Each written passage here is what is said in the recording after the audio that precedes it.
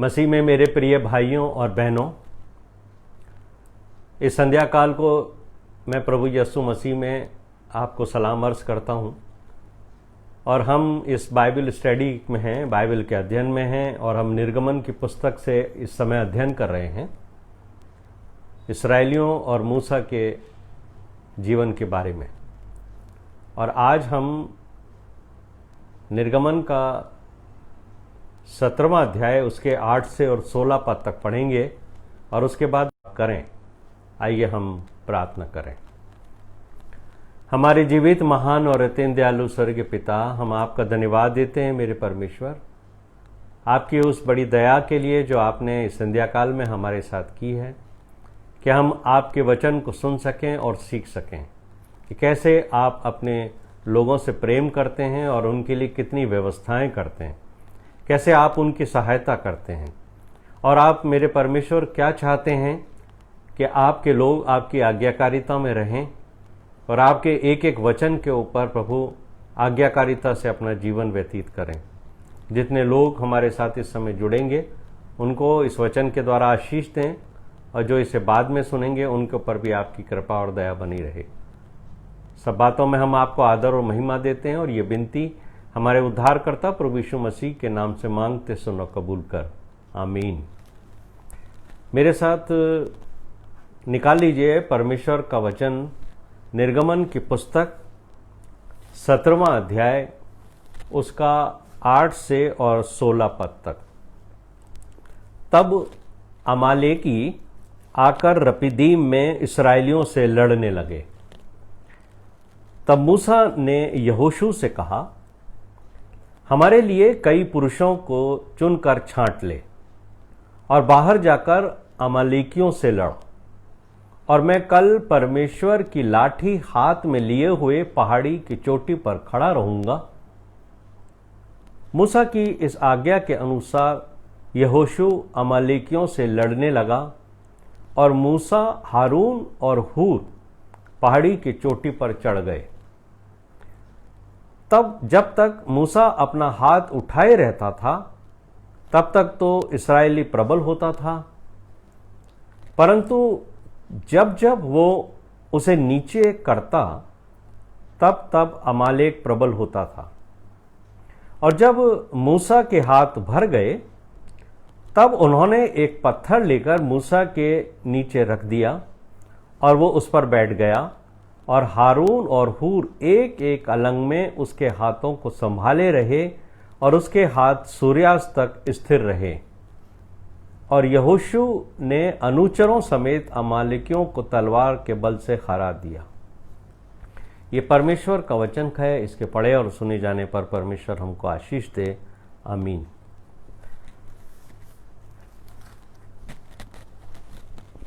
हमने पिछली बाइबल अध्ययन के अंदर एक बात पढ़ी थी, जो निर्गमन के 17वें अध्याय के 6 पद में है, कि परमेश्वर ने मूसा से कहा था कि तू उस चट्टान को लाठी से मारना, तो उसमें से बहुत पानी निकलेगा और ये सारे इस्राएली उसे पिएंगे और तृप्त हो जाएंगे। और आपको मालूम है कि मूसा ने परमेश्वर की आज्ञा के अनुसार उस चट्टान के ऊपर इस्राएलियों के बुजुर्गों की उपस्थिति में अपनी लाठी से मारा, और उसमें अंदर से बहुत पानी निकला, और बहुत पानी निकलने के बाद जो आशीष के रूप में उनको मिला और उन्होंने पिया और तृप्त हुए। और जैसे ही हम थोड़ा सा आगे बढ़ते हैं 17वें अध्याय के 8वें पद में, वहां हम एक बात देखते हैं कि अमालेकी आकर रपीदीम में इस्राएलियों से लड़ाई करने लगे। ये अमालेकी हैं कौन? मैं थोड़ा सा आपको इसके बारे में बताता हूं। अमालेकी आकर लड़ने लगे। ये अब्राहम इसहाक के वंश में हैं, यानी इसहाक के जो 2 बेटे थे, एसाव और याकूब। तो जो परमेश्वर ने आशीषित वंशावली दी है वो अब्राहम, इसहाक और याकूब की है। लेकिन एसाव पहलोटा था, और आपको मालूम है कि उसने हित्ती और अमोरी लड़कियों से विवाह किया था जिनके अंदर विवाह करने के लिए परमेश्वर की अनुमति नहीं थी। तो एसाव के वंशावली में से ये आते हैं, जिस वंशावली को शैतान ने अपने लिए इस्तेमाल किया।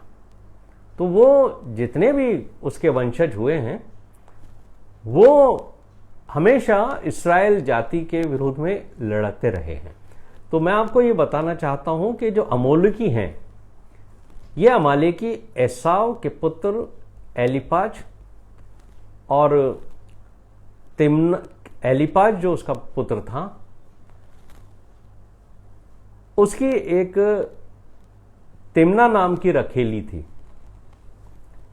और ये जो रखेली थी तिम्ना, उससे जो एलीपाज के बेटा पैदा हुआ था उसका नाम अमालेक था। यानी एसाव का ये पोता हुआ। एसाव से एलीपेज पैदा हुआ, एलीपेज ने और विवाह किए, लेकिन उसने एक रखेल भी रख ली थी, उसका नाम तिम्ना था। उससे अमालेक पैदा हुए और अमालेक की जो वंश है वो वहां से निकला। इन्होंने अपना शहर भी बसा लिया और ये पूरी जाति एक बड़ी हो गई। तो जब ये लोग वहां से इस्राएली आकर जंगल में ठहरे और पानी की समस्या हो, और पानी पीने के बाद ये परमेश्वर के द्वारा आशीषित और तृप्त हुए, और जैसे ही ये परमेश्वर की उपस्थिति से बाहर आए, वहां पर आकर के अमालेकी उनसे लड़ने लगे। और अगर हम अमालेकियों को देखें तो ये बेसिकली शरीर की एक तस्वीर पेश करते हैं। ये जो पूरी वंशावली है ये फ्लैश लाइफ को दिखाती है। फ्लैश लाइफ शैतान की वंशावली को प्रदर्शित करती है। अगर आप पूरे ओल्ड टेस्टामेंट के अंदर पढ़ेंगे, उसकी स्टडी करेंगे, तो आपको मालूम होगा कि ये कॉन्फ्लिक्ट रहा है बीच में, किनके, जो स्पिरिट के और फ्लैश के, स्पिरिचुअल लोगों के बीच में, जो वंशावली परमेश्वर के द्वारा आशीषित थी, और जो शैतान के द्वारा अपने कंट्रोल में रहकर शैतान ने जिन लोगों को अपने लिए इस्तेमाल किया, उनके बीच में हमेशा हमेशा समस्या रही हैगी। और हम यहां देखेंगे कि परमेश्वर ने इस्राएलियों के लिए ही नहीं, पर अमालेकी प्रकट हुए और अमालेकी यहां इस्राएलियों से लड़ने लगे। और जैसे ही यीशु मसीह पवित्र आत्मा के द्वारा आशीषित हुए, पवित्र आत्मा यीशु मसीह के ऊपर उतरा, वैसे ही शैतान उनकी परीक्षा लेने के लिए आ गया। यहां इस्राएली ब्लेस्ड हुए, अमालेकी आ गए लड़ने को। वहां पवित्र आत्मा यीशु मसीह पे उतरा और तुरंत शैतान उनकी परीक्षा लेने के लिए आ गया। और लूका का अगर आप 4 अध्याय 1 और 2 पद पढ़ेंगे तो वहां लिखा है कि फिर यीशु पवित्र आत्मा से भरा हुआ यर्दन में लौटा और 40 दिन तक आत्मा के सिखाए जंगल में फिरता रहा और शैतान उसकी परीक्षा करता रहा। तो अमालेकियों का जो अंत है, इनके लिए मूसा और यहोशू ने इनको हराया। यहां पर वो उस युद्ध का भी जिक्र है जो मूसा ने जोशुआ की अगुवाई में किया। तो मूसा ने जोशुआ से कहा कि हम दोनों मिल करके इनसे लड़ेंगे। तू तो वहां युद्ध के मैदान में लड़ना, अपने जाबाज सिपाहियों के साथ चुन लेना इस्राएलियों में से अच्छे लड़के और फिर इनसे युद्ध करना। और मैं क्या करूंगा कि मैं जो हूं कल परमेश्वर की जो लाठी है उसको हाथ में लेकर के और मैं जाऊंगा पर्वत के ऊपर, और पर्वत के ऊपर मैं खड़ा रहूंगा और परमेश्वर के हुजूर वो मैं लाठी उठाए रहूंगा और फिर तुम नीचे इसकी लड़ते रहना। ये 11वें पद के अंदर लिखा हुआ है एक बड़ी महत्वपूर्ण बात कि जब तक मूसा अपना हाथ उठाए रहता था तब तक तो इस्राएली प्रबल होता था, परंतु जब वो उसे नीचा करता था तब तब अमालेकी प्रबल होते हैं। यहां एक बड़ी इंपॉर्टेंट बात है। ऐसा क्यों होता है कि जब मूसा अपने हाथ को ऊपर उठाता है तब तो इस्राएल के लोग, इस्राएली जाति जो है विजयी होती है, लेकिन जब वो हाथ नीचे करता है तब अमालेकी प्रबल होते हैं। तो यहां एक सबसे महत्वपूर्ण बात यह है कि जो इस्राएली जाति थी, जो पूरे लोग जिनको मिस्र में से ये निकाल के लाया था, वो एक चीज से प्रभावित थे और वो चीज थी मूसा की लाठी। यानी मूसा की लाठी को वो बहुत चमत्कारी लाठी समझते थे, क्योंकि उन्होंने ये देखा था कि मूसा ने हमेशा जब भी कोई चमत्कार किए हैं मिस्र के अंदर तो हमेशा इस लाठी का प्रयोग किया है, तो वो उस लाठी को बहुत महत्व देते थे। और मूसा ने भी, अगर आप 9वां पद पढ़ेंगे तो वहां पर मूसा ने भी कहा है कि मैं परमेश्वर की लाठी हाथ में लिए हुए पहाड़ी की चोटी पर खड़ा रहूंगा। ये बात भी मूसा ने कही। तो जब लाठी का बार बार जिक्र आता था उनके बीच में, तो वो लाठी को बहुत महत्व देते थे, और लाठी को इतना महत्व देते थे कि वो सोचते थे कि शायद यही परमेश्वर का मेन हथियार है। और जब मूसा ने उनको ये कहा, तो जब मूसा पहाड़ी के ऊपर खड़ा हुआ था, तो वो लोग जो इसराइली नीचे लड़ रहे थे मैदान में, वो उस मूसा के हाथ को देखते थे, और मूसा के हाथ में जब वो उस लाठी को देखते थे तो उनके अंदर बल मिलता था, उनको शक्ति मिलती थी। और ये सब साइकोलॉजिकल होता था उनको कि हम मूसा ने लाठी पकड़ रखी है और हम उस लाठी को देखेंगे तो हम जीतेंगे। और जब मूसा के हाथ थक जाते थे तो मूसा अपने हाथ नीचे करता था तो वो लाठी भी नीचे हो जाती थी। जब वो लाठी उनको नहीं दिखाई देती थी तो वो घबरा जाते थे, और शैतान उनके मन के अंदर वो भय पैदा करता था। और जब जब उनके मन के अंदर भय पैदा होता था तब तब वो हारने लगते थे। तो फिर क्या हुआ? अल्टीमेटली ये हुआ कि मूसा भी इंसान था, अब सुबह से शाम हो गई, वो थक गया। तब इस बात को मूसा जानता था कि मैं जब तक परमेश्वर के सामने अपने हाथ उठाए रहूंगा। खास जो बल और शक्ति थी वो मूसा के द्वारा उठाए हुए हाथों में थी। जो वो प्रार्थना के लिए अपने हाथ ऊंचा करता था तो परमेश्वर बल देता था, और वो बल सारे इसराइलियों को मिलता था और वो विजयी होते थे। लेकिन जब मूसा ने ये देखा कि मैं थक गया हूं, तो हारून और हूर ने उसको एक पत्थर पर बिठाया, और एक जना यानी हारून ने एक हाथ पकड़ लिया मूसा का और हूर ने एक हाथ पकड़ लिया, और इन दोनों ने उसके हाथ परमेश्वर की तरफ ऊंचे किए। ये प्रार्थना के हाथ हैं। लाठी में कोई इतनी ताकत नहीं है। ताकत इस चीज में थी कि अगर हम परमेश्वर से मांगेंगे तो परमेश्वर हमें देगा। और अगर आपने इसका अध्ययन अच्छे से किया है तो आपको यह मालूम होगा कि जब भी परमेश्वर कोई भी चमत्कार किए इसराइल मिस्र के अंदर, तो हमेशा परमेश्वर ने उसको कहा कि तेरा हाथ बढ़ा। तेरा हाथ बढ़ा से मतलब है, जैसे लाल समुद्र को उन्होंने 2 भाग किया था, तब परमेश्वर ने उसको पहले से बता दिया था कि तू लाठी उठाना, लाल समुद्र के ऊपर बढ़ाना, तो मैं इसको 2 भाग कर दूंगा। लेकिन परमेश्वर ने उसे आज्ञा क्या दी थी? लाल समुद्र पे अपना हाथ बढ़ाना। यानी जब तू बढ़ाएगा, अपना हाथ बढ़ाएगा, तो वो उठे हुए हाथ मैं प्रार्थना के रूप में स्वीकार करूंगा और फिर मैं तुम्हारे बीच में चमत्कार करूंगा। परमेश्वर ने उसे यह नहीं कहा कि लाल समुद्र की तरफ हाथ बढ़ा, नहीं, लाल समुद्र के ऊपर हाथ बढ़ा। और ऊपर हाथ बढ़ाना का मतलब है कि हम परमेश्वर के सम्मुख अपने हाथों को ऊंचा करें और हमारी प्रार्थनाएं जो हैं वो परमेश्वर के पास जाएं और परमेश्वर सुने। यहां पर हम एक चीज और देखते हैं कि जब परमेश्वर ने कहा अपना हाथ बढ़ा, तो परमेश्वर चाहता है कि मैं और आप भी परमेश्वर के हुजूर में अपने हाथों को उठाएं और प्रार्थना करें।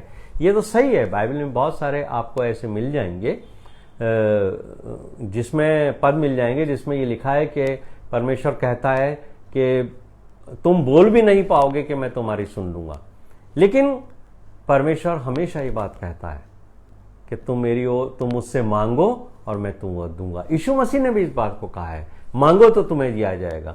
परमेश्वर हमारी सब आवश्यकताओं को जानता है मेरे प्रिय भाइयों और बहनों, और वो हमें कई बार आवश्यकताएं बताता भी है, तुम्हारी आवश्यकताएं। लेकिन ये मनुष्य का कर्तव्य है कि वो परमेश्वर के आगे अपने हाथ बढ़ाए, और जब परमेश्वर हमारे बढ़े हुए हाथों को देखता है, प्रार्थना के हाथों को देखता है, तब परमेश्वर हमें आशीष देता है। तो यहां जब मूसा ने अपने हाथ ऊंचे किए, तो जब तक मूसा अपने हाथ पहाड़ी की चोटी पर ऊंचा किए रहा, तो परमेश्वर के द्वारा इन लोगों को बल मिला और ये सब इस्राएली जो थे अमालेकियों से जीतने लगे।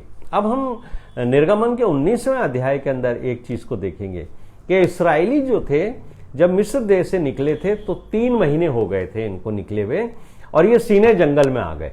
सीने जंगल में आकर इन्होंने अपने डेरे खड़े किए और इन्होंने अपनी वो जो पर्वत था सीने पर्वत, उसके सामने अपनी छावनी उन्होंने डाल दी। मतलब सारे लोग वहीं तंबू तानकर वहां पर निवास करने लगे। अब मूसा जो था वो पर्वत पर परमेश्वर के सामने चढ़ गया। परमेश्वर से भेंट करने के लिए सीने पर्वत पर मूसा चढ़ा, जो परमेश्वर ने उसको पहले भी आज्ञा दी थी कि जब तुम निकल के आ जाओगे तो सीने पर्वत पर मुझसे मिलने आना। तो ये आपको 19वें अध्याय के 5वें पद में मिलेगा। तो परमेश्वर यहोवा ने मूसा से कहा कि इस्राएलियों से कह, ये बड़ी इंपॉर्टेंट बात है, इस्राएलियों से कह कि यदि तुम मेरी आज्ञाओं को मानोगे, मेरे वचन का पालन करोगे, तो सारे संसार में जितने लोग हैं उनमें से तुम ही मेरी निज प्रजा ठहरोगे और मेरी दृष्टि में याजकों का राज्य और पवित्र जाति ठहरोगे। यानी परमेश्वर ने इस जाति को, जो इस्राएली जाति है, उनको अब ये पहली बार आज्ञा मूसा के द्वारा भिजाई कि तुम अगर मेरी आज्ञाओं को मानोगे तब तुम मेरी प्रजा कहलाओगे और तुम पवित्र जाति बन जाओगे। और 19वें अध्याय के 7वें पद में ये बात लिखी है कि मूसा जब पहाड़ के से नीचे उतरा, परमेश्वर से बात करने के बाद मूसा उस पहाड़ी से नीचे उतरा। जब मूसा नीचे उतरा तो उसने जो इस्राएलियों के बुजुर्ग थे उन सबों को बुलाया और उनको बुलाकर उसने परमेश्वर की इन आज्ञाओं को बताया कि देखो, परमेश्वर ने मुझे ये बात कही है कि अगर तुम सब परमेश्वर की आज्ञाओं को मानोगे और उन आज्ञाओं के अनुसार अपना जीवन व्यतीत करोगे तो तुम परमेश्वर की निज प्रजा कहलाओगे और परमेश्वर तुम्हें आशीष देगा। तब उन्होंने एक बात कही, सारे बुजुर्गों ने ये बात कही कि हम जो हैं, जो कुछ यहोवा ने कहा है वो हम नित्य करेंगे। यानी जो भी परमेश्वर आज्ञा देगा उन सब आज्ञाओं को हम नित्य माना करेंगे।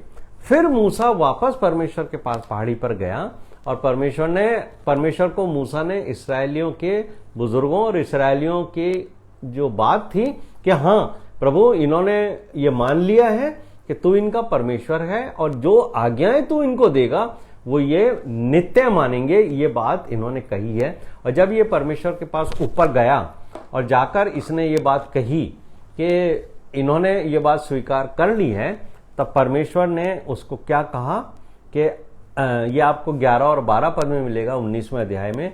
तब परमेश्वर ने मूसा से कहा कि अपने लोगों को पवित्र कर और 3 दिन तक पवित्र करना। ये एक सबसे इंपॉर्टेंट बात है। परमेश्वर हमेशा एक बात कहा करते थे कि अपने लोगों को पवित्र कर और पवित्र करने के बाद ये पहाड़ के पास आए, पहाड़ के ऊपर कोई नहीं चढ़ेगा। ये बात परमेश्वर ने उसको मूसा को कहा और क्या कहा कि मैं 3 दिन के बाद सीने पर्वत पर उतरूंगा, तू पर्वत के चारों ओर बाड़ा बांध रखना कि कोई भी इस्राएली मुझे देखने की इच्छा से ऊपर ना चढ़ जाए, और अगर वो गलती से ऊपर चढ़ गया तो वो वहीं मर जाएगा। क्योंकि बहुत सारे इस्राएली ये चाहते थे कि मूसा जिस परमेश्वर से बात करता है उसको हम भी देखें, किससे बात करता है ये। उनके मन में एक अभिलाषा थी, एक इच्छा थी कि हम भी उस परमेश्वर को देखें। और परमेश्वर ये बात जानता था, लेकिन परमेश्वर ये भी जानता था कि इनमें से बहुत सारे लोग अपवित्र, तो परमेश्वर नहीं चाहते थे कि कोई भी व्यक्ति जो है वो अपनी अपवित्रता की वजह से नाश हो जाए। इसलिए मूसा को परमेश्वर ने कहा कि अपने लोगों को समझा देना और इसके चारों तरफ एक बाड़ा भी बांध देना, कोई गलती से कोई पशु भी जो है वो पहाड़ी के ऊपर ना आ जाए। तो यहोवा ने मूसा को जो है सीने पर्वत की चोटी पर बुलाया और यहां पर हम एक चीज देखते हैं कि जब तीसरे दिन परमेश्वर आया सुबह भोर को, यानी ये करीब 5 बजे का 4 बजे का समय होता है जिसे हम भोर कहते हैं, तो भोर होते ही बादल गरजने लगे। अब इस चीज को आप समझ लीजिए, ये पूरे समय जो है ना परमेश्वर के सिंहासन को प्रकट करता है, परमेश्वर की उपस्थिति को प्रकट करता है कि जब परमेश्वर अपने सिंहासन पर होते हैं, जब परमेश्वर मूसा से मिलने के लिए पर्वत पर उतरा करते थे, वहां उनका सिंहासन लगता था, जब परमेश्वर उस सिंहासन पर बैठते थे तो क्या होता था कि बादल गरजने लगते थे बिजली चमकने लगती थी, पर्वत पर चारों तरफ काली घटा छा जाती थी कि कोई भी उस बड़ी चमक और बड़ी परमेश्वर के उस थ्रोन को ना देखे। और फिर नरसिंगे का बड़ा शब्द हुआ करता था।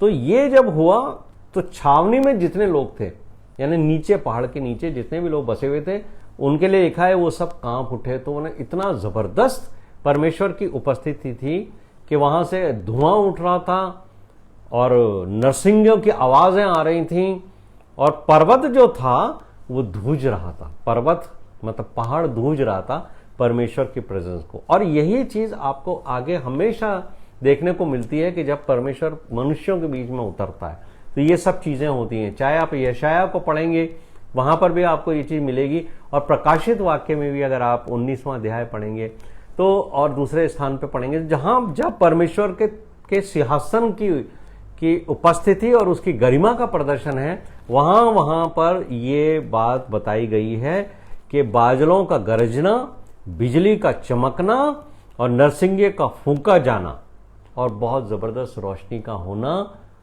परमेश्वर की उपस्थिति को प्रकट करता है।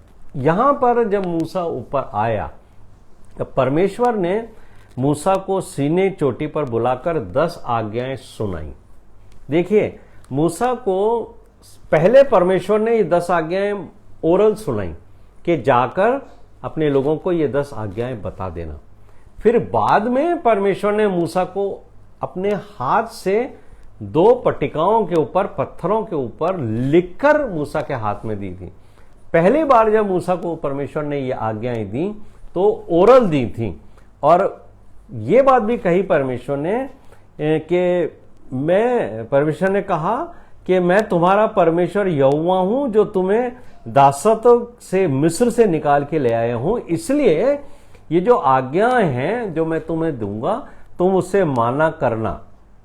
यहां पर फिर मैं आपको याद दिला दूं कि केवल यहां पर आज्ञाओं को मानने की बात कही है। यहां पर यह परमेश्वर ने नहीं कहा है कि अगर तुम ये आज्ञाएं नहीं मानोगे तो तुम्हारे ऊपर क्या दंड आएगा या तुम्हारे को क्या पनिशमेंट मिलेगा। अब हम निर्गमन का 20वां अध्याय खोल लेते हैं, जहां पर परमेश्वर ने ये आज्ञाएं जो हैं इस इस्राएली जातियों को देने के लिए मूसा से कहा। तो ये देख लीजिए, पहले पद से हम इसे पढ़ते हैं। तब परमेश्वर ने ये वचन कहे कि मैं तेरा परमेश्वर यहोवा हूं जो तुझे दासत्व के घर अर्थात मिस्र देश से निकाल लाया है। पहली आज्ञा जो परमेश्वर ने दी थी मूसा को कि इस्राएली जाति को बताना, वो थी तू मुझे छोड़ दूसरों को ईश्वर करके ना मानना। ये आज्ञा परमेश्वर ने दी। और अगर आप आगे चलते हैं 4 पद में तो परमेश्वर ने फिर दूसरी आज्ञा दी। लेकिन मैं आपको साथ साथ ये भी बताता चलना चाहता हूं कि यहां तो ये बात नहीं लिखी है इस अध्याय के अंदर कि अगर तुम इसे नहीं मानोगे तो मैं तुम्हें क्या दंड दूंगा, लेकिन दंड क्या मिलेगा उसके बारे में आगे परमेश्वर ने लिखा है। और अगर आप इस निर्गमन का 32वां अध्याय निकालते हैं, है ना, और 32वां अध्याय के 30 से 34 पद आप पढ़ेंगे तो वहां उसके ऊपर उस वक्त यहां पर परमेश्वर ने इस बात को लिखा है कि उसको आज्ञा दी थी कि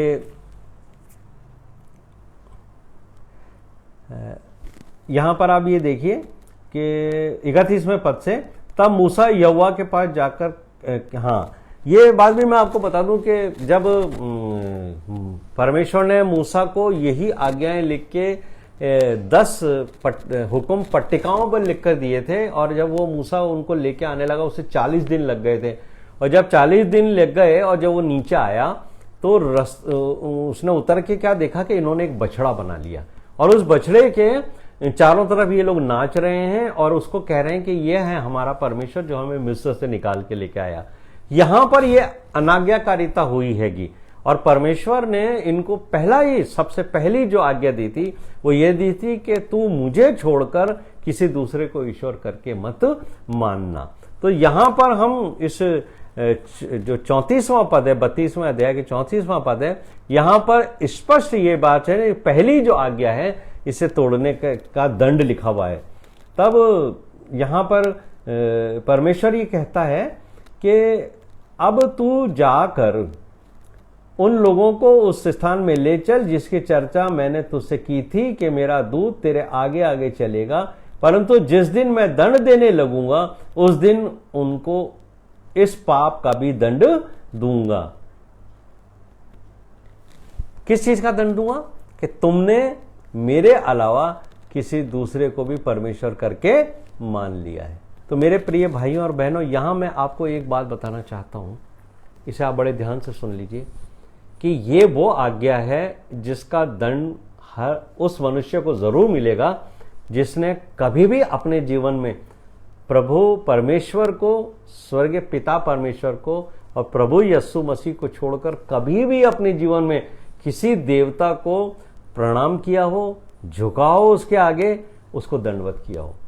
अगर आपने अपने जीवन में कभी भी एक बार भी अगर आपने अपने परमेश्वर को तजा है, छोड़ा है और आप किसी दूसरे देवता के पीछे चले हो, तो परमेश्वर का दंड आपको इस जीवन में जरूर भुगतना पड़ेगा।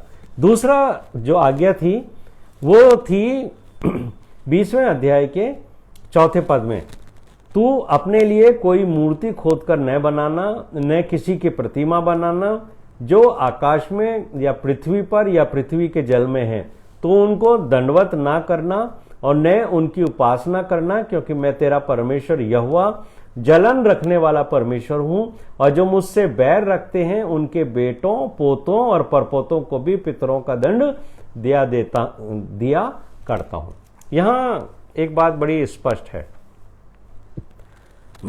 ये जो दंड है, ये परमेश्वर ने, अगर ये बात नहीं मानी जाएगी, इस आज्ञा को की अवहेलना की जाएगी, तो परमेश्वर ने कहा है कि मैं तुम्हें दंड दूंगा, और ये दंड आपको मिलेगा व्यवस्था विवरण 17 अध्याय उसके 2 से और 5वें पद तक। और ये भी मैं आपको पढ़ के सुनाता हूं कि अगर किसी ने भी परमेश्वर की इस दूसरी आज्ञा को टाला कि किसी भी हाथ की बनाई हुई मूर्ति को दंडवत किया या उसकी उपासना करी, क्योंकि परमेश्वर जो है उसका रूप इंसान को नहीं पता है, और अगर हम परमेश्वर का रूप अपने हाथ से ढालकर बना लेते हैं, जैसे वो बछड़ा बनाया गया था, तो परमेश्वर का जो क्रोध आया था वो इस बात के लिए आया था कि मैं इतना सर्वशक्तिमान ईश्वर हूं, मैंने इस पूरी दुनिया को बनाया है, पृथ्वी मेरे पांव की चौकी है, और तुम लोगों ने मुझे एक बछड़े के रूप में बना लिया। मतलब तुम मुझे इतना कम करके आंकना चाहते हो। तो परमेश्वर का क्रोध ही होता है कि तुम एक बछड़े के रूप में या किसी मूर्त के रूप में या किसी ऐसी चीज के रूप में तुम मेरी उपासना करना चाहते हो जो हाथ से बनाई हुई है। इसलिए परमेश्वर ने इस चीज को मना किया है कि तुम, यहां तक कि अगर आप यीशु मसीह की स्टैच्यू के आगे भी अपना सर झुकाते हो, अगर आपने कोई सलीब बना करके भी एक चिन्ह बना के रखा है और उसके आगे भी आप दंडवत करते हो, ये समझ करके, उसकी भी परमेश्वर ने मनाही की है। अपने हाथ से बनाई हुई किसी भी चीज का दंडवत मत करना। और ये जो उसका पनिशमेंट है, गिनती का 14 अध्याय उसके 17वां पद में भी लिखा है, और निर्गमन का 34वां अध्याय और इसके 7वें पद में भी लिखा है, और व्यवस्था विवरण 17 अध्याय उसके 2 से 5 में भी लिखा है। तो मैं आपको 17वें अध्याय के 2 से और 5 पद तक पढ़ के सुनाता हूं। वहां लिखा है, जो बस्तियां तेरा परमेश्वर यहोवा तुझे देता है, यदि उनमें से किसी में कोई पुरुष या स्त्री ऐसी पाई जाए जिसने तेरे परमेश्वर यहोवा की वाचा को तोड़कर ऐसा काम किया हो जो उसकी दृष्टि में बुरा हो, अर्थात मेरी आज्ञा उल्लंघन करके पराये देवताओं की या सूर्य या चंद्रमा या आकाश के गण में से किसी की उपासना की हो। ये सब परमेश्वर के हाथ के बनाए हुए हैं और परमेश्वर की कृति हैं। तो अगर आप किसी कृति को पूजने लगते हो, उसको दंडवत करने लगते हो, बनिस्बत इसके कि जिस महान परमेश्वर ने उसको बनाया है, आप उसको एडमायर करो, उसको वर्शिप करो। आप अगर उसकी हाथ की बनाई हुई चीजों को वर्शिप करते हो तो परमेश्वर कहता है कि वो उसको दंड दिया जाएगा। और ये बात जो है वो हमें मिलेगी, ये बात तुझे बताई जाएगी, तेरे सुनने में आए तब तू भली भांति पूछ पाछ करना, और यदि ऐसा उचित ठहरे तो इस्राएल में ऐसा घृणित काम ना होने पाए।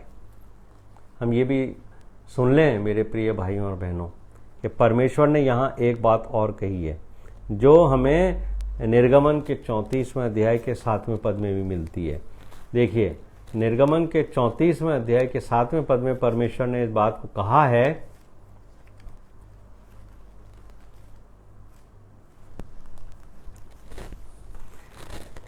कि परमेश्वर दंड कैसे देगा। हजारों पीढ़ियों तक निरंतर करुणा करने वाला। हमारे परमेश्वर का जो स्वभाव है वो स्वभाव है हजारों पीढ़ियों तक निरंतर करुणा करने वाला, अधर्म और अपराध और पाप का क्षमा करने वाला, परंतु दोषी को वो किसी प्रकार निर्दोष न ठहराएगा। जो व्यक्ति दोष करेगा, जो व्यक्ति अपराध करेगा, उसको दंड दिया जाएगा। वह पितरों के अधर्म का दंड उनके बेटों, वरन पोतों और परपोतों को भी देने वाला है। यहां एक बड़ी इंपॉर्टेंट बात है, यही आपको गिनती के 14वें अध्याय के 17वें पद में मिलेगी कि परमेश्वर ने आदम को की नस्ल को, आदम के द्वारा जितने भी पुरुष पैदा होते हैं, पुरुष की जो लाइन है उसको परमेश्वर दंडित करता है। ये जो दंड है वो महिलाओं के द्वारा नहीं आएगा, ये ध्यान रख लिए। हालांकि पहला पाप हवा के द्वारा हुआ था, लेकिन जो आदम से संतान उत्पन्न होती है, जो लाइन चलती है, वंश चलता है, वो आदम के द्वारा चल रहा है। इसलिए जो बेटे पैदा होंगे, पोते पैदा होंगे, परपोते पैदा होंगे, वो दंड लेकर के अपने जीवन के अंदर उतरेंगे, लड़कियां नहीं उतरेंगी। यहां परमेश्वर ने हमेशा इस बात को स्पष्ट किया है कि जो दंड आएंगे वो बेटों के द्वारा आएंगे, पोतों के द्वारा आएंगे और परपोतों के द्वारा आएंगे। लेकिन ये बात परमेश्वर ने अपने जो वचन के अंदर कही है कि मैं 7 पीढ़ियों तक भी तुम्हें नहीं छोड़ूंगा, उसको अगर आप बाद में अध्ययन करेंगे तो हिस्केल नबी की पुस्तक के अंदर परमेश्वर ने इस बात को 18वें पद में कहा है कि मैं जो हूं उस प्राणी को दंड दूंगा जो खुद पाप करेगा। यानी पिता का दंड अब परमेश्वर ने अपनी इस आज्ञा को, अपने इस विचार को चेंज किया।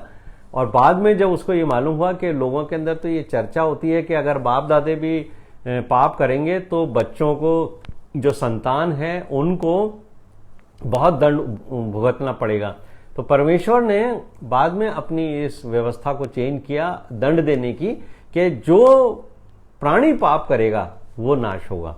यानी अगर पिता पाप करेगा तो पिता का दंड पिता को मिलेगा, पिता के पाप का दंड पुत्र को नहीं मिलेगा और पुत्र के पाप का दंड पिता को नहीं मिलेगा। यानी परमेश्वर ने बाद में अपनी इस आज्ञा को चेंज किया है। ये आपको हिस्केल नबी की पुस्तक के अंदर मिल जाएगा। अब हम आगे चलते हैं और हम तीसरी आज्ञा को देखते हैं जो निर्गमन के 20वें अध्याय के 7वें पद में है। वहां पर लिखा हुआ है, तू अपने परमेश्वर का नाम व्यर्थ ना लेना, क्योंकि जो यहोवा का नाम व्यर्थ ले वह उसको निर्दोष ना ठहराएगा। यह आज्ञा है तीसरी। यहां 20वें अध्याय के अंदर इसका पनिशमेंट नहीं लिखा है, लेकिन इसका जो पनिशमेंट है वो आपको मिलेगा लेवे व्यवस्था के 24वें अध्याय के 16वें पद में। लेकिन हम पहले इस आज्ञा को समझ लेते हैं, ये आज्ञा है क्या। यहां लिखा है, तू अपने परमेश्वर का नाम व्यर्थ ना लेना। ये व्यर्थ जब हम पढ़ते हैं तो हमें इतना समझ में नहीं आता है कि इसका मतलब क्या है। कि हम लोग, कई लोग ये सोचते हैं कि व्यर्थ यानी बार बार मत लेना, बेफायदा मत लेना, लेकिन ये नहीं है। ये दरअसल क्या है, इसका मतलब है, इंग्लिश में लिखते हैं इन वेन वर्ड आया है। इन वेन का मतलब होता है तुच्छ, कि तू अपने परमेश्वर को तुच्छ मत जानना। यह है सबसे बड़ी जो दंड देने की वजह है कि लोग परमेश्वर को तुच्छ जानते हैं और क्या सोचते हैं कि हमारा परमेश्वर यूजलेस है, हमारा परमेश्वर जो है अनसक्सेसफुल है। जिन लोगों के मन में ये विचार आता है और वो अपने मुंह से इस बात को कहते हैं कि यूजलेस है हमारा परमेश्वर, हमारे लिए कुछ नहीं करता, उनको परमेश्वर दंड देगा। जो परमेश्वर ने बात की है कि तू मेरा नाम व्यर्थ ना लेना, उसका तात्पर्य यह है कि तू अपने परमेश्वर को तुच्छ ना जानना। और ये जो दंड है वो मृत्यु दंड को लेकर जाता है। और आपने जो ब्लास्फेमी का जो एक्ट है वो कई मुस्लिम देशों के अंदर जो ये चलता है, जिसको ईश निंदा कहा जाता है, वो यही है। ये जो आज्ञा है, अगर इसकी अवहेलना कोई व्यक्ति करता है और ये पकड़ा जाता है कि इसने हमारे परमेश्वर की निंदा की है, ईश निंदा जिसको कहते हैं वो किया है, तो उसको वो मृत्यु दंड देते हैं। और ये हमारे देश में नहीं है, लेकिन ये दूसरे देशों के अंदर ये पाया जाता है। तो इस आज्ञा को ब्लास्फेमी एक्ट इसी आज्ञा के ऊपर बनाया गया है। और लय व्यवस्था 24:16 के अनुसार जो है, यहोवा के नाम की निंदा करने वाला निश्चय मार डाला जाए। यानी ये बहुत ही सख्त आज्ञा है, जिसकी अनाज्ञाकारिता का जो परिणाम है वो मृत्युदंड के रूप में है, क्योंकि उसने अपने परमेश्वर को तुच्छ जाना है। व्यर्थ से आपको इतना इसको समझ में नहीं आएगा, लेकिन जब आप इसको समझेंगे कि तू अपने परमेश्वर को तुच्छ मत जानना, तो एकदम आपका सोचने और समझने का जो तरीका है वो फर्क हो जाएगा कि परमेश्वर क्यों इसके ऊपर इतनी बात देता। और इसराइलियों को क्यों उसने कहा, क्योंकि कई बार इसराइली कुड़कुड़ाते थे और वो कहते थे हमारा जो परमेश्वर है वो तो अनसक्सेसफुल है, वो हमें लेके नहीं गया, हमारे को वहां से निकाल के तो ले आया, कभी तो हमारे को जंगल में छोड़ दिया, हमारे को खाने को नहीं मिलता है, हमारे को ये यूजलेस है। इसलिए उसने परमेश्वर ने कहा था मैंने तुम्हारे लिए इतने बड़े बड़े काम किए हैं, उसके बाद भी अगर तुम मुझको तुच्छ समझोगे तो तुम्हारे बीच में से ऐसा व्यक्ति नाश किया जाना चाहिए। चौथी जो आज्ञा है वो निर्गमन के 20वें अध्याय के 8वें पद में है। वहां पर लिखा हुआ है, तू विश्राम के दिन को पवित्र मानने के लिए स्मरण रखना। अब ये विश्राम का दिन जो क्या है, विश्राम के दिन के लिए परमेश्वर ने कहा था कि 6 दिन तो तू काम करना, है ना। 9वें पद के अंदर साफ लिखा है 6 दिन तो तू परिश्रम करके अपना सब कामकाज करना, परंतु 7वां दिन तेरे परमेश्वर यहोवा के लिए विश्राम दिन है। उसमें ना तो तू किसी भांति का कामकाज करना, ना तेरा बेटा, ना तेरी बेटी, न तेरा दास, न तेरी दासी, न तेरे पशु, न कोई परदेशी जो तेरे फाटकों के भीतर हो। और इसके पीछे जो लॉजिक था वो परमेश्वर ने 11वें पद में लिखा है, क्योंकि 6 दिन तो यहोवा ने आकाश और पृथ्वी और समुद्र की और जो कुछ उसमें है सबको बनाया, और 7वें दिन विश्राम किया। इस कारण यहोवा ने विश्राम दिन को आशीष दी और उसको पवित्र ठहराया है। यहां पर मेरे और आपके लिए ये बात समझने की है कि ये जो चौथी आज्ञा है इसका पनिशमेंट भी निर्गमन के 31वें अध्याय के 14 से और 16 पद के अंदर लिखा हुआ है। निर्गमन का 31वां अध्याय इसके 14 से और 16 पद के अंदर भी जो बात लिखी हुई है वो ये लिखी है कि इस कारण तुम विश्राम दिन को मानना, क्योंकि वह तुम्हारे लिए पवित्र ठहरा है, और जो उसको अपवित्र करे वह निश्चय मार डाला जाए, और जो कोई उस दिन में कुछ कामकाज करे वह प्राणी अपने बीच में से नष्ट किया जाए। ये इस्राएली लोगों के लिए परमेश्वर ने स्पष्ट तौर से ये आज्ञा दी थी। और अगर आप इसको आगे पढ़ोगे 17वें पद के अंदर, तो वहां पर परमेश्वर ने इसको बोला है, वो मेरे और इस्राएलियों के बीच में सदा का एक चिन्ह रहेगा। यानी ये जो सबत का दिन है, 16वां पद पढ़िए, इसलिए इस्राएली विश्राम दिन को माना करें, वरन पीढ़ी से पीढ़ी में ये सदा की वाचा का विषय जानकर माना करें। ये जो विश्राम दिन का जो आज्ञा है वो परमेश्वर कहता है ये मेरे और इस्राएलियों यानी यहूदी लोगों के बीच में सदा का एक चिन्ह है।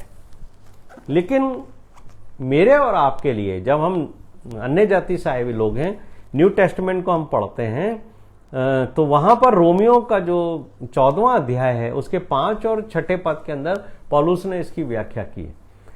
न्यू कॉवेनेंट के अंदर ये नया नियम है, उसके अंदर बहुत ही स्पिरिचुअल लाइफ का हाई लेवल है। देखिए, इस्राएली जातियों को ये था 6 दिन तक तुम कुछ भी कामकाज करते हो, लेकिन 7वां दिन तुम्हें पवित्र रखना पड़ेगा, उसमें बहुत पायस बन जाओ। तो जो फक्की फरीसी थे, जो फरीसी लोग हुआ करते थे, वो 7वें दिन पे बहुत महत्व देते थे। बोले नहीं, विश्राम दिन है, सबत का दिन है, इसके अंदर कोई काम नहीं होगा, इसके अंदर कोई पाप नहीं होगा। लेकिन 6 दिन वो कैसा भी जीवन व्यतीत करते थे, उनको भय ही नहीं मालूम होता था कि परमेश्वर का हमें भय मानना है, उसकी आज्ञाकारिता में। लेकिन 7वें दिन को वो बहुत महत्व देते थे।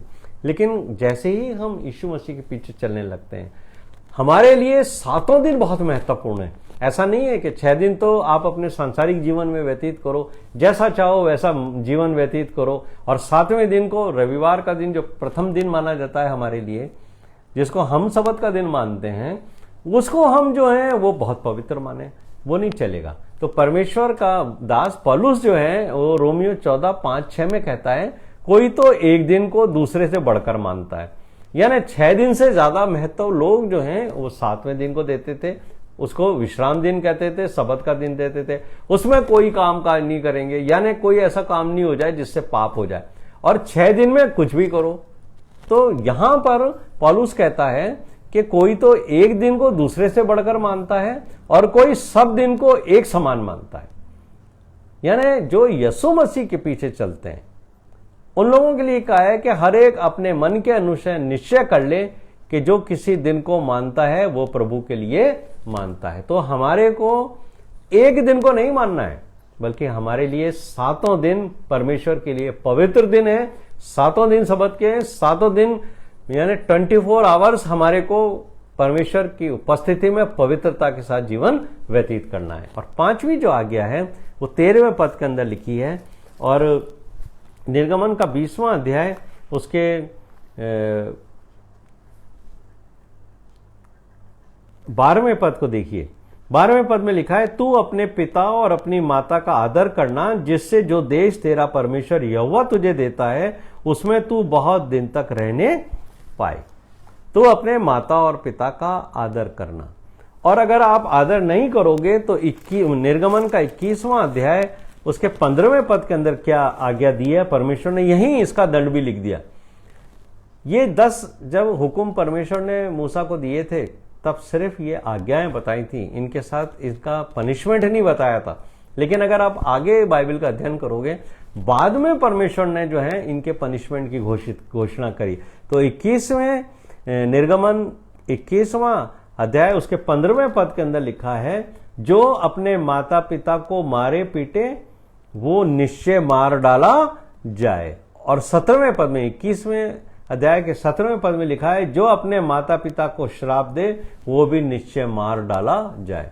यानी माता पिता की अनाज्ञाकारिता, उनकी बातों को नहीं मानना ओल्ड टेस्टमेंट में व्यवस्था में एक बहुत ही गंभीर बात को माना गया है।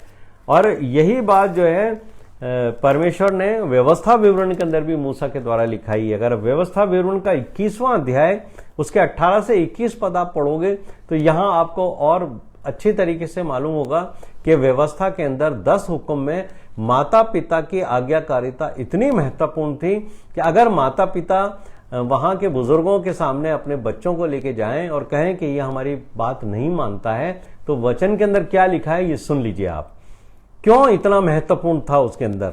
देखिए व्यवस्था विवरण 21वां अध्याय और इसके 18 से 21 पद में इसके बारे में लिखा है, यदि किसी के हठीला और दंगैत बेटा हो जो अपने माता पिता की बात न माने किंतु ताड़ना देने पर भी उनकी ना सुने, तो उसके माता पिता उसे पकड़कर अपने नगर से बाहर फाटक के निकट नगर के पुरनियों के पास ले जाएं और वे नगर के पुरनियों से कहें, हमारा यह बेटा हठीला और दंगैत है, यह हमारी नहीं सुनता, यह उड़ाऊ और पियक्कड़ है। देखिए माता पिता बुजुर्गों के पास लेके जा रहे हैं, इस्राएली बुजुर्गों के पास, इस्राएली बच्चों के लिए, और अपने बच्चों के लिए क्या कह रहे हैं कि ये हमारी नहीं सुनता है। दूसरी बात, ये उड़ाऊ है, हमारे पैसे धनराशि को ये उड़ाता है। तीसरी बात, ये पियक्कड़ है।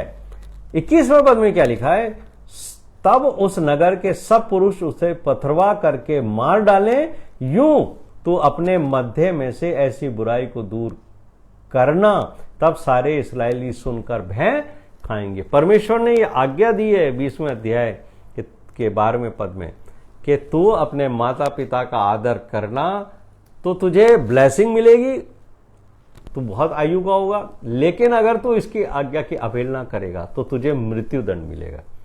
ये एक बहुत गंभीर बात है।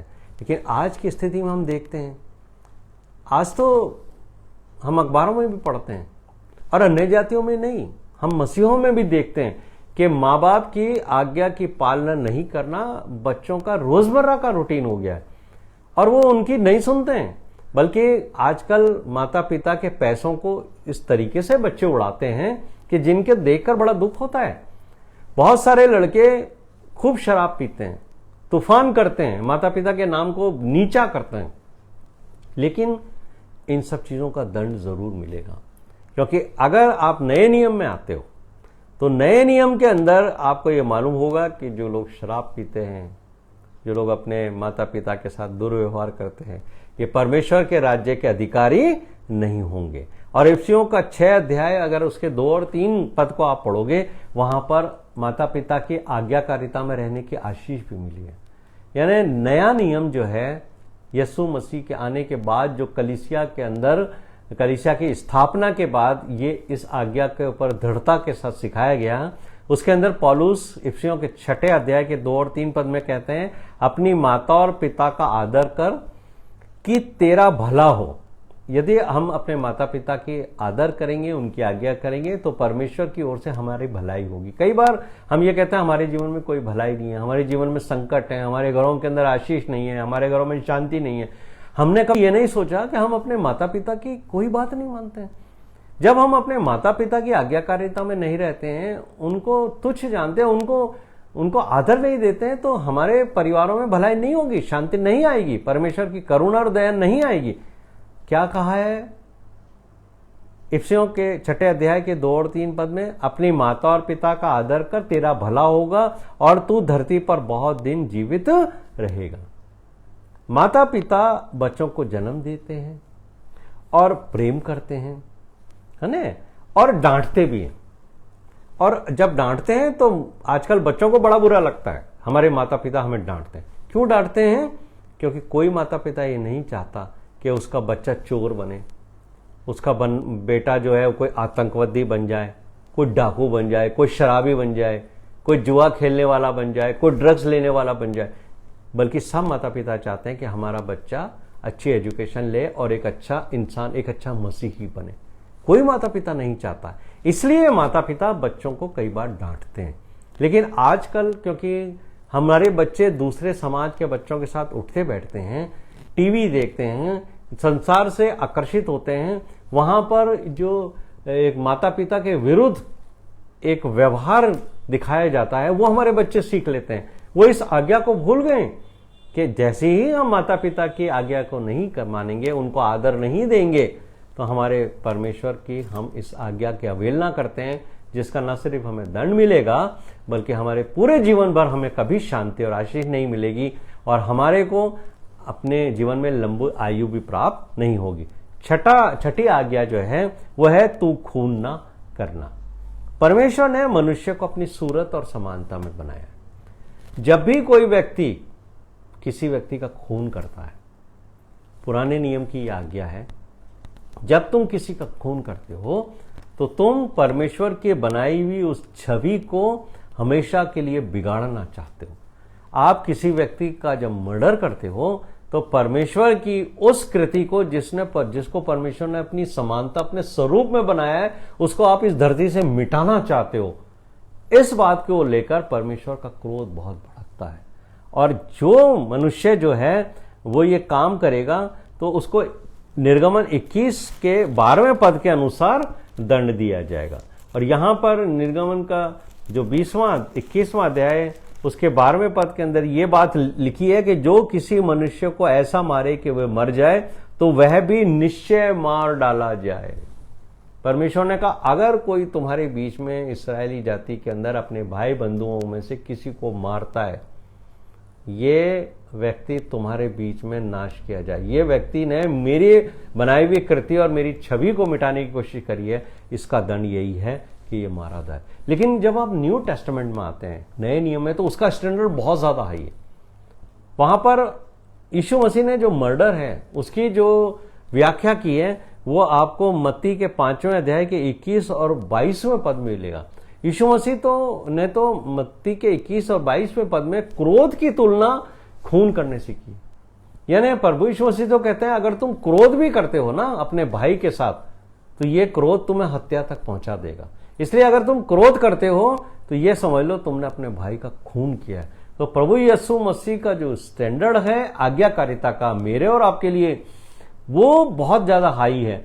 वहां पुराने नियम में तो खून करने के बाद आपको दंड मिलेगा, लेकिन यहां पर यीशु मसीह कहते हैं आपने क्रोध कर लिया तो समझ लो आपने खून के बराबर दंड अपने ऊपर ले लिया। अब हम 7वें पद को देखते हैं। 7वां पद आपको मिलेगा, जो 7वां आज्ञा है वो 14वें पद में मिलेगी। 20वें अध्याय के 14वें पद में लिखा है कि तू व्यभिचार न करना। ये बहुत ज्यादा समस्याएं आज के समाज में हैं, उस समय भी थी जब ये आज्ञा दी गई थी। तो मेरे प्यारे भाइयों और बहनों, लेवी व्यवस्था के 20वें अध्याय के 10वें पद में इसका दंड लिखा हुआ है। और क्या लिखा हुआ है कि यदि कोई पराई स्त्री के साथ व्यभिचार करे तो जिसने उस स्त्री के साथ व्यभिचार किया है तो वह व्यभिचारिणी और वो व्यभिचारी दोनों निश्चय मार डाले जाएं।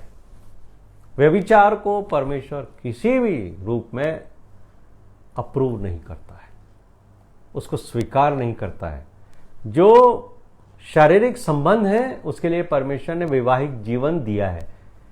जो लोग विवाह करते हैं उनको अनुमति है कि पति पत्नी शारीरिक संबंध को स्थापित करें और उस संबंध को परमेश्वर आशीषित करें ताकि संतान की उत्पत्ति हो और वंश आगे बढ़े। लेकिन यदि आपने विवाह के अलावा किसी दूसरे पुरुष या स्त्री के साथ संबंध रखे, या किसी स्त्री ने किसी पुरुष के साथ और किसी पुरुष ने किसी स्त्री के साथ किए, जिसको हम आजकल कहते हैं एक्स्ट्रा मैरिटल अफेयर्स, जो फिजिकल रिलेशंस की तरफ भी हमें बढ़ाते हैं, उसके लिए परमेश्वर ने कहा है, उस समय व्यवस्था दी थी कि ये तुम्हारे बीच में से तुरंत नाश कर दिए जाएं।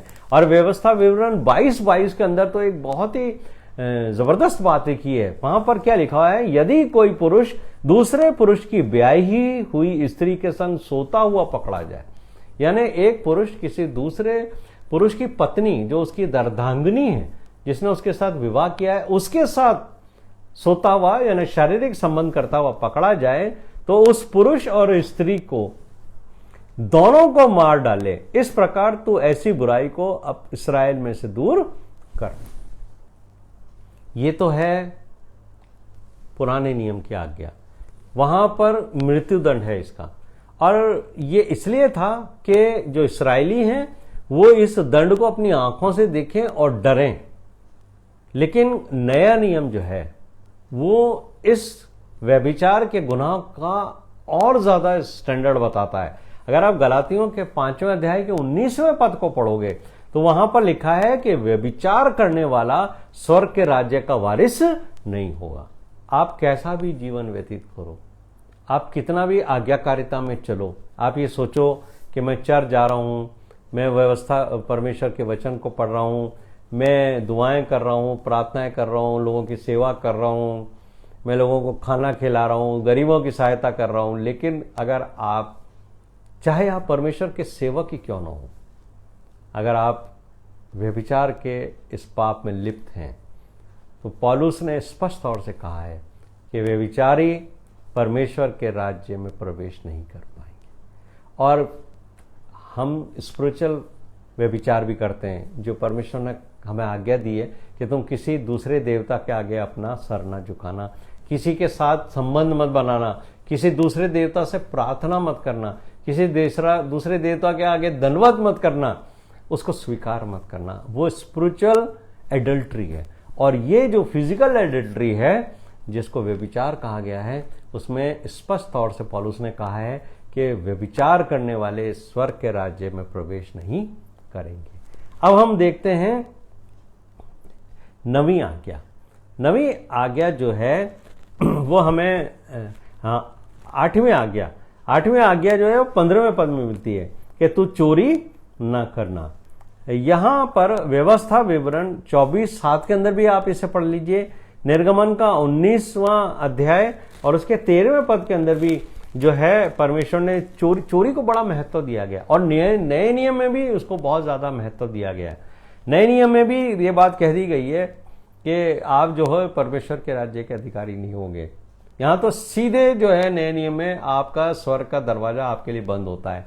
लेकिन पुराने नियम में 19:13 के अंदर भी एक बहुत अच्छी बात लिखी है कि जो है हम जो है इस बात को देखेंगे कि परमेश्वर का वचन कहता है कि तुम किसी पे अंधेर मत करना, किसी को लूटना भी मत, और मजदूर की मजदूरी।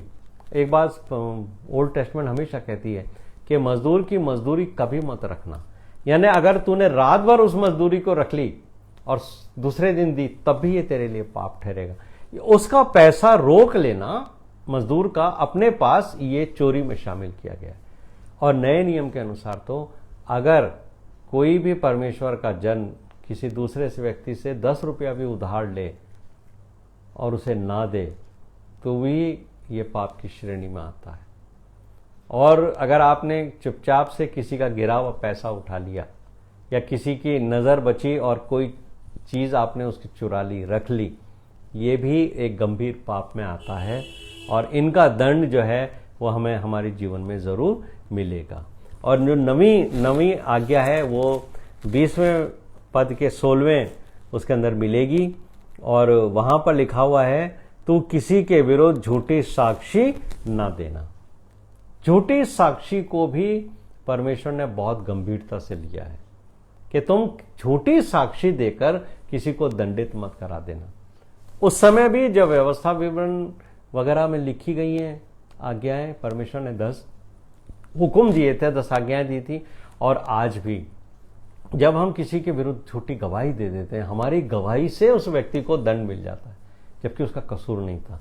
तो यहाँ पर जो पुराना नियम है उसमें व्यवस्था विवरण 19वां अध्याय 16 से 21 में पद में आप यहाँ पर पढ़ेंगे कि अगर किसी ने किसी अपने भाई के विरुद्ध झूठी साक्षी दी है और उसे नुकसान उठाना पड़ा है, और बाद में न्यायियों को यह पता पड़े कि इसने झूठी साक्षी दी है जिसकी वजह से उसके इस्राएली भाई को नुकसान उठाना पड़ा, तो वहां व्यवस्था ये दी गई थी कि उस नुकसान की भरपाई उस व्यक्ति को करनी पड़ेगी जिसने झूठी गवाही दी है। और नया नियम अगर आप पढ़ेंगे और प्रकाशित वाक्य 21:8 को आप पढ़ोगे, तो जो झूठ को पैदा करते हैं, झूठी बातें फैलाते हैं, झूठी साक्षी देते हैं, उनके लिए प्रकाशित वाक्य 21:8 में लिखा है कि झूठों का भाग उस झील में मिलेगा जो आग और गंधक से जलती रहती है। यानी झूठ बोलना, झूठी गवाही देना बहुत गंभीर इसके परिणाम हैं। और रिवलेशन 22:15 के अंदर, प्रकाशित वाक्य 22:15 के अंदर स्पष्ट तौर से लिखा है कि झूठ का गढ़ने वाला और झूठ का चाहने वाला ये स्वर्ग के राज्य से बाहर रहेंगे।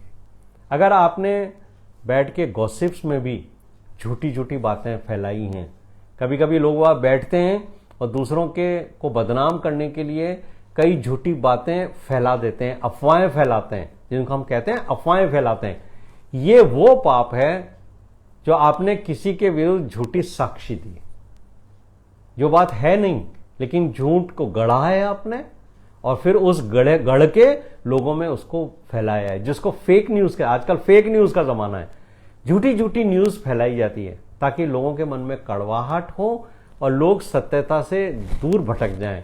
मसीहों के लिए ये पाप बहुत गंभीर है। मेरे प्रिय भाइयों और बहनों, मैं आपसे निवेदन करना चाहता हूं कि कोई भी व्यक्ति किसी भी व्यक्ति को बदनाम करने की इच्छा से कोई झूठी बात ना गढ़े, कोई बैठ के अफवाहें ना फैलाएं और झूठी बातों को लोगों तक प्रचारित ना करें, वरना आप अपने हाथ से स्वर्ग का दरवाजा बंद करोगे। और जो 10वीं आज्ञा है वो निर्गमन का 20वां अध्याय उसके 17वें पद में है, जो इन 10 आज्ञाओं में सबसे कठिन आज्ञा थी। वहां पर लिखा है कि तू किसी के घर का लालच ना करना, ना तो किसी की स्त्री का लालच करना, न किसी के दास का, न दासी का, न बैल का, न गधे का, और न किसी वस्तु का लालच करना। और यही होता, क्यों व्यवस्था लोग नहीं पूरी कर पाए?